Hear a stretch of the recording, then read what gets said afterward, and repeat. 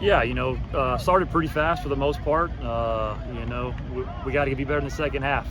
That's a lot of that's on me. I got a little conservative in the second half with some of the rain moving in and some of the high wind and some of that stuff. Plus, being up by 4 scores, as almost all coaches would do, they want to bleed a little bit of clock too. So, but we got to the goal line 2 different occasions. Threw an interception on the 1 yard line, which can't happen, and then the next drive did the wildcat formation. We dropped the snap, and that forced the 3 points too. So, overall, clearly happy. I think I said it after game 1. Anytime you get a win against anybody, it's a great job here. So love the win. But yeah, we got to clean up some stuff to get better this week. You guys started faster last week, for sure. A big halftime lead there. Like you said, kind of off the gas in the second half, but to start fast, what did you like out there about the team just getting out there, started pretty quickly?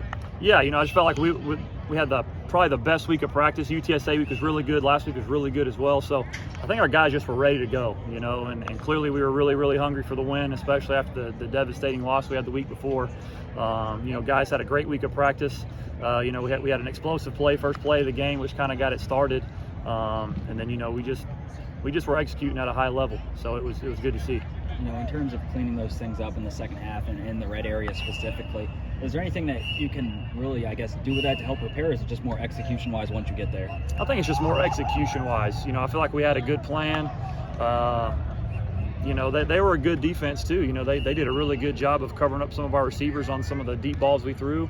We struggled a little bit in the deep ball area against those guys, and we just got to clean up better in execution. And as always, as coaches, we got to try to put our guys in the best situations to be successful as we can. So we're looking forward to improving that this week.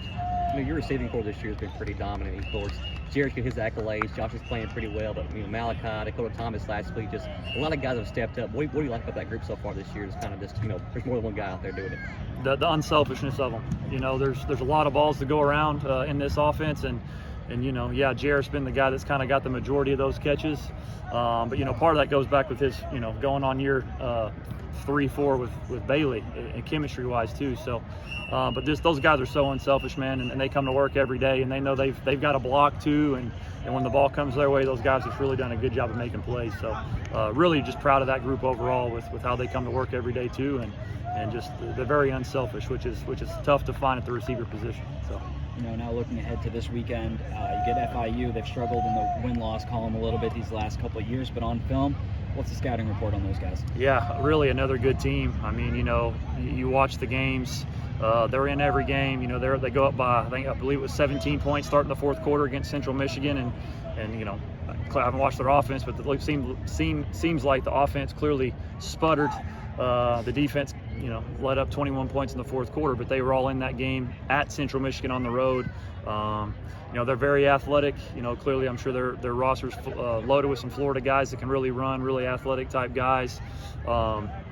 Once again, I think everybody we play the rest of the year is going to be a tough matchup because everybody's got good players.